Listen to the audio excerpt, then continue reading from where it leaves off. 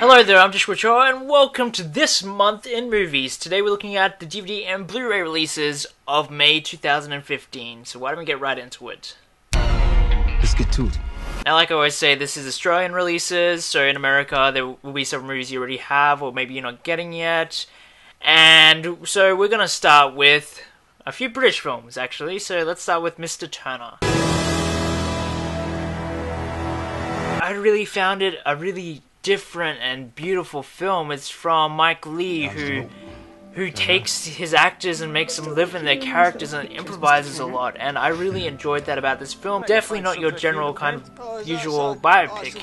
There's something different about it. There's a soulfulness, and there's a thing that makes it feel like life. It's gorgeously shot. Dick Pope is a fantastic cinematographer, and he makes these frames look like the artworks of Turner. And it's definitely not for you if you're somebody who really needs a narrative and a story to follow, but if you're interested in just seeing a character and examining him for all his flaws and all his gifts and talents, then this is a film for you to check out. I really enjoyed it when I saw it, and I think it is a lovely film, though definitely not for everyone, so I gave it 4 stars. The universe is chaotic, and you make us see it. Okay, next we have The Imitation Game.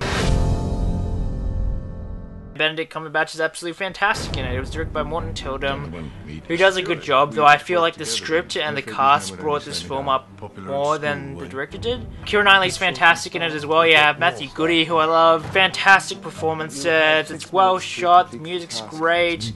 There's a lot of things in this film, and it can be different for each person that's watching it. It's really entertaining, and for a movie about very serious subjects, it's actually really funny as well. There's great humor. It's really well written. And it's a really enjoyable film, though it can be a really moving and powerful and sad one too. So I definitely recommend checking it out. I gave it 4 stars when it came out last year. Sometimes it is the people who no one imagines anything of who do the things that no one can imagine. So thirdly, for the first week of May, we have The Tale of Princess Kaguya. Now, this is a film that I have many mixed feelings of, and part of that is because I grew up in a Western culture and we have different ways of telling stories and different ways of how people should be. And there are other stuff I love about this film where it plays against all that Western expectation, especially visually. It is a work of art. The film was enjoyable, the atmosphere, the voice acting. It's a beautiful film. There were just some stuff in the stories, particularly the ending, which to me, don't feel right to me, but it's definitely true to the story, true to the culture, but still I couldn't fully accept, and sometimes that's just the way things are. Sometimes you do have to grow up in the culture to really understand it, or have to do a lot of research, and of course when I first went in and saw it, I didn't really have the time to research before it. I did a little bit afterwards, but there's still stuff where it's just because there's a lot of Buddhist and kind of Taoist kind of themes and ideals. It's not a Buddhist film really, but the ideals and stuff are rooted into this film that I don't completely agree with and that I don't find as compelling, but I still think it's a beautiful film. I gave it 4 stars. Only now do I finally remember why I came here. Next, in the first week of May, we have Coherence. When you say... Now, this is a little indie film that did the festival circuit and got really good reviews. Shot over only a couple of days. Most of it was improvised, and it's just a really brilliant idea that makes you think, why didn't I think of this? It's definitely low budget, but what they're able to do with that budget is fantastic, and just the ideas, the themes, it's a really twisted, kind of trippy sci-fi film.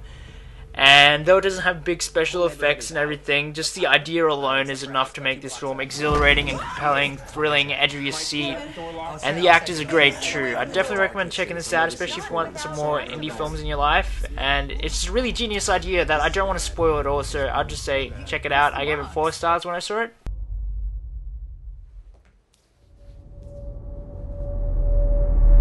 Now we have a few films that are new to Blu-ray but have been on DVD for ages, and first up we have Shine. hailed as an Australian masterpiece, and I think it's a great film too. Great performance from Noah Taylor, Jeffrey Rush, you have a great cast, the cinematography is gorgeous, the music is fantastic. It is one of the best Australian films that I have seen, and as an Australian I really enjoy this film and just think it's wonderful. 4.5 star film from me.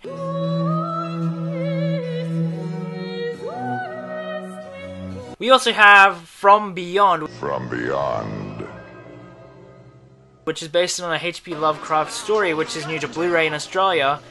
I actually haven't seen it, but I've heard really good things, and I enjoy H.P. Lovecraft, and just the practical effects have me wanting to watch it, so I'll probably check that out when it's out. Humans are such easy prey. Into the Woods.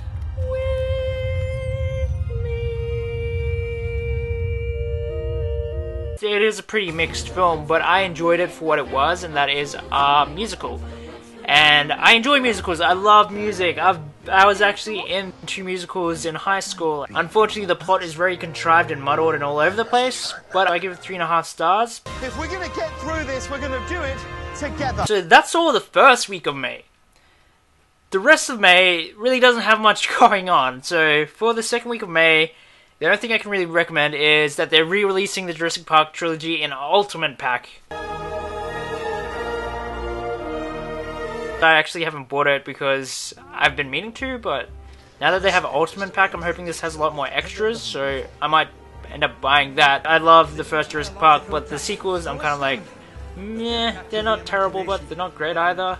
But I might buy that just in case it comes with like a lot of extra bonus features. Think they'll have that on the tour? For the third week of May, we have Irreversible on Blu-ray. It's been on DVD for a while, and it's a film that's kind of told backwards. And it stars Monica Bellucci, Vincent Cassel, who are actually husband and wife in real life. But this is a film that is very, very hard to watch. It has one of the most brutal rape scenes in film history. There are many times where people do see this kind of as an exploitation film, but I don't believe that's the case, and I know there are a lot of people that don't either. It's a really artful film that there's a lot more to it than just the exploitation, and it's actually kind of commenting on that exploitation of women, but it's a really hard film to watch, so I definitely warn you if you are interested. And lastly, for May, in week 4, we have American Sniper. I'm also a bit mixed on. I enjoyed it. It's really well made. The pacing is great for a movie that's 2 hours and 10 minutes. It feels a lot shorter. It's well made. The pacing's great. Bradley Cooper gives a fantastic performance.